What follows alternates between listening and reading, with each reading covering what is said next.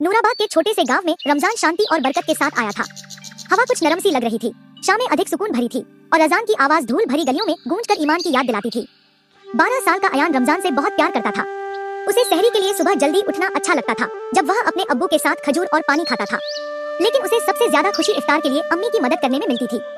एक शाम जब सूरज धीरे धीरे क्षितिज में ढल रहा था, अयान ने कुछ अलग देखा।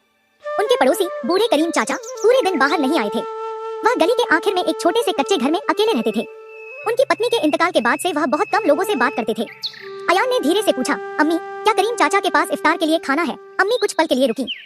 मुझे नहीं पता बेटा, क्यों न तुम उनके लिए थोड़ा खाना ले जाओ। अयान ने बिना देर किए 2 अतिरिक्त रोटियां, एक कटोरी दाल और कुछ खजूर एक थाली में रख लिए।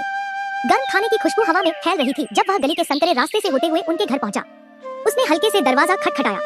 दरवाजा चरमराता हुआ खुला। सामने करीम चाचा की थकी हुई आंखें थी।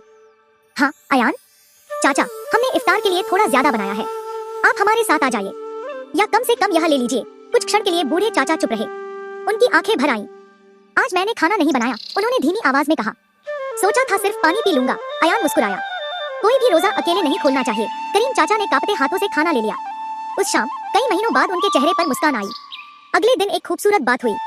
करीम चाचा अपने छोटे से बगीचे से ताजे आम तोड़ कर लाए और अयान के परिवार के साथ बांटे। धीरे धीरे यह बात पूरे नूराबाद में फैल गई। पड़ोसी एक दूसरे का हाल पूछने लगे। कोई चावल बांटता, कोई फल।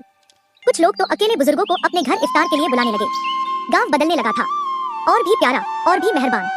एक जुमे को इमाम साहब ने खुतबे में कहा, इस्लाम की खूबसूरती सिर्फ नमाज और रोजे में नहीं है, इसकी असली सुंदरता दूसरों का ख्याल रखने में है। हमारे नबी सल्लल्लाहु अलैहि वसल्लम ने सिखाया है कि रोजेदार को इफ्तार करवाने का बहुत बड़ा सवाब है। अयान गर्व से सुन रहा था। उसे लगा उसने कुछ बड़ा नहीं किया, उसने तो बस अपना खाना बांटा था। लेकिन कभी कभी छोटे काम ही सबसे बड़ा बदलाव लाते हैं। रमजान के अंत तक नूराबाद में एक नई परंपरा शुरू हो गई। हर शाम एक परिवार थोड़ा अतिरिक्त खाना बनाता और जरूरतमंद तक पहुंचा देता। कोई यह नहीं पूछता कि कौन अमीर है कौन गरीब, बस मदद की जाती। और करीम चाचा, उन्होंने फिर कभी अकेले रोजा नहीं खोला। सीख, मोरल, इस्लाम हमें सिखाता है कि असली खूबसूरती दया, उदारता और दूसरों की मदद करने में है। एक छोटा सा साझा किया गया निवाला भी किसी की जिंदगी में रोशनी ला सकता है।